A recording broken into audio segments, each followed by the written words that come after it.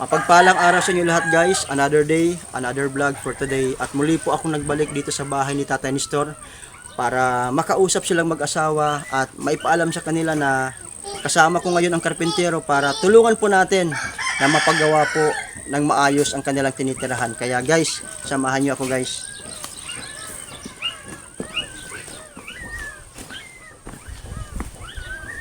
Okay. Pwede pumasok?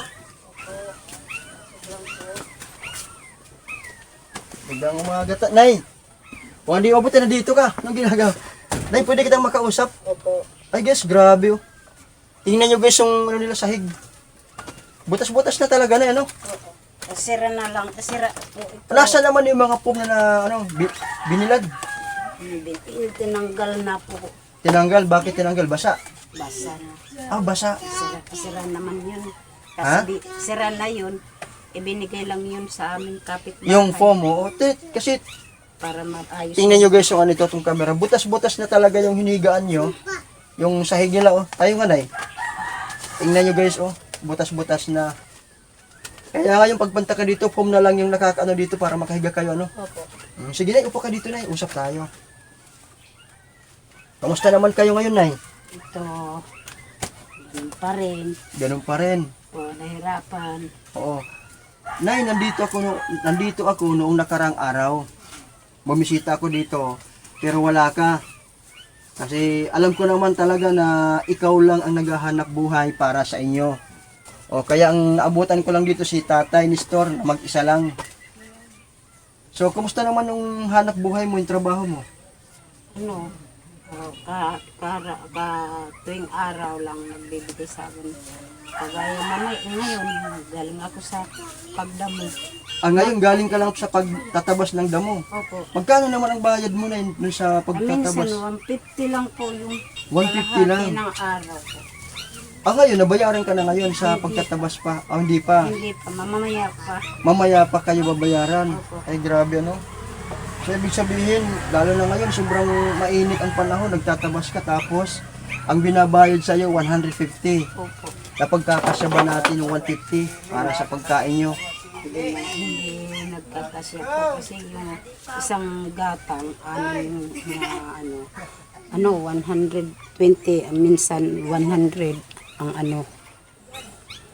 Ang kinikita mo. Opo. So, ganun sa kahirap, ano? Opo. Minsan hindi na lang kami nabili ng ulam, basta nakabili lang kami ng bigas. Makabili ng bigas. So, ganun lang talaga yung kinikita mo, hindi magkasya. Tapos, ang sabi mo ngayon, bumibili ka na lang ng bigas kahit walang ulam. So, grabe naman guys. Kumusta naman si Makoy? Andun po, pinadala ko sa kapitbahay lang muna, nakisuyo po ako. Kasi Bakit? nakagat siya ng aso. Ha? Nakagat po siya ng Nakagat si aso. Makoy ng aso. Kailan lang? Magdadalawang araw na, hindi pa siya anuhan ng index kasi wala pa kaming pera. Ay, Tulungan lang. Ang ibig sabihin, si Makoy dinala sa ospital, hanggang ngayon hindi pa na-injeksyonan. Dahil wala siyang pera. Ay, grabe. Kakaawa naman. Sobrang hirap ng kalagayan nila nanay. Yung apo niya, yung pinupuntahan ko last year, pag nagpupunta ko dito, palagi kong naabutan dito si Makoy na pinapakain ng kanyang lolo kasi siyang naiwan. Dahil ito ngayon si Lola, yung si nanay, siya lang yung naghahanap buhay. Eh ngayon, naikwento ni nanay ngayon na si Makoy nakagat ng aso. At 2 araw na hindi pa napapa-injeksyonan dahil wala silang pambayad sa injeksyon. Grabe naman yung pagsubok sa buhay ninyo. Tapos yung asawa mo, si tatay, hindi pa naka-recover kasi na-stroke. Grabe naman ano. Andun pa yung anak ko, isang bulag. Inaakay ko po. Talagang talagang yung pagsubok talaga. Pero alam mo na, huwag kang mawala ng pag-asa. Ano lang, laban lang sa buhay. Huwag kang susuko. Lalong-lalo na ikaw yung kumakayod para sa apo mo at saka kay tatay. O kaya nay, ganito. Kaya ako nagbalik dito para maipaalam sa inyo na tutulungan kita na itong tinitirahan mong bahay, ipapaayos po namin. Magpapagawa po kami ng bahay doon sa may tapat nyo, dito lang. Kasi dito hindi naman natin to pwede gabain hanggat wala pa kayong malilipatan. So doon kami magpapagawa ng bahay na maayos. Kasi kung ito lang, nang pumunta ako dito, medyo maulan yun, tapos nakita ko sa yung silong nito, ang daming putik tsaka matubig at saka sumasayad na yung higaan nyo. O, kasi ito, butas-butas na. Sobrang kahit nga ako, pag umakyat ako dito, mababagsakan talaga ako dito. So ngayon, kumusta naman kayo ngayon? Ay, wala pa po. Kumain na ba kayo? Wala po. Wala pa kami ng bigas eh. Hindi pa kayo kumain? Hindi pa po. Anong oras na? Oras Hindi po pa. Kasi 11:30 na po. mamaya pa kasi yung bayaran sa terminal trabaho. Grabe, naiiyak ako na eh. Kanina, 11:30 na, hindi pa kayo nag-almusal, magtatanghalian na. Ibig sabihin, hindi pa kayo manananghalian. Kasi ang sweldo mo ngayon, na 150, mamayang hapon pa ibibigay doon sa pagtatabas ng damo. Grabe naman. Sobrang, alam mo yung ganitong hirap ng buhay, naranasan ko rin yun eh. So tinitiis nyo na lang, wala kayong kain ngayon. Ito po kasi napanin kami bibili ng Walang pera. Grabe. So si tatay hindi pa nag-agahan. Hindi pa po. So hintayin maghapon na makakain kayo. Mamaya-maya po ng hapon na lang. Titiisin nyo maghapon na wala kayong kain. Para hintayin nyo pa yung 100. Maghihintay pa kayo ng 150 pesos lamang na kita. Tapos sa kayo ibibili ng bigas. Saka lang kayo kakain. Grabe. Hindi ko kaya yung tiis. Mabuti na meron akong kunting dala dito. Ganito muna, Nay. Iwan ko muna kayo dito. Pakikisuyo ako, Nay. Bili muna ako ng kahit mayroon ba ditong bintang bigas na kinilo? Opo, nandun. Kinilo o gantang? Gantang po. Kahit kalahating gantang lang muna ang bilhin natin.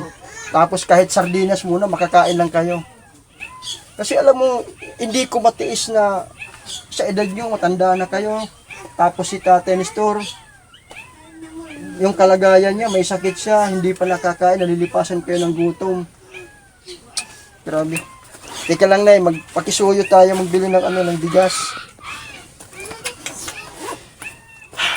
Nakakalungkot naman. Pabili tayo ng bigas muna. Meron akong kasama dito, pabili tayo ng bigas.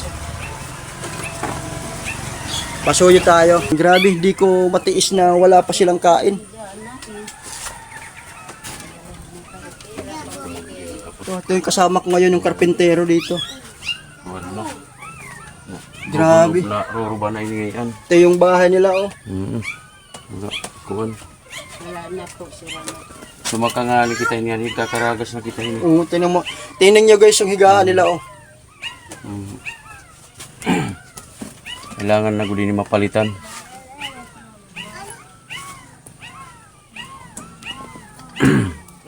Butas na. Kasi wala na dito. Butas din. Maray na. Ito lang kasi nakakaano. Kasi wala naman kami pinapalitan. Grabe. Higaan. Yung lipak. Ito, Liwanan na. Oo. ano na lang, nagtatanggal-tanggal yan. Grabe, di ko matiis talaga. Kaya, Nay, ayun na, nakisuyo ako. Nagpabili ako ng isang gantang na bigas. At pagkarating dito ng bigas, magsaing muna. Para Magsaing makakain. ka muna, tapos magluto ka ng ulam. Nagpasama na rin ako ng ulam. Kailangan makakain kayo. Grabe. Wala bang dito nagbibigay mo lang sa inyo na tulong para sa pagkain ninyo? Wala po. Wala talaga. Hindi naman sila nagbibigay dito sa amin. Ha? Hindi nagbibigay. Kaya hindi naman kami. Kahit na lang mga opisyal. Hindi nagkaan sa inyo. Wala. Talaga hindi. Kahit barangay official, mag-abot man lang ng konting tulong. Hindi sila nagbibigay sa amin. Grabe. Nakikita naman nila ang kalagayan namin pero hindi naman sila nagbibigay. Kahit kahit kunti lang, kahit kalahating Mm. Grabe. Tingnan nyo guys yung kusina nila. Ito yung kusina nila. Tingnan nyo yung mga gamit. Nay, bubuksan ko yung kaldero ha. Grabe, wala kang kanin. Guys, tingnan nyo guys yung kaldero nila.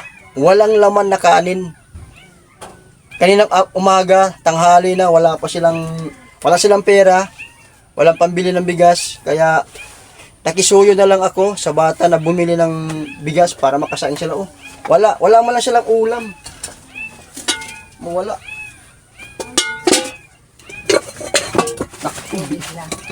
Wala, binuksan ko na, wala lahat eh.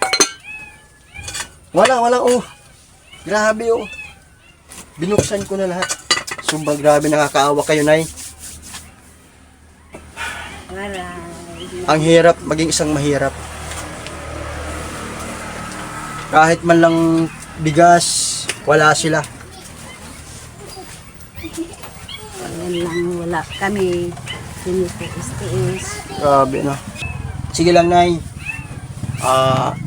Sobrang nakakaawa sila, Nanay at si Tatay Nestor.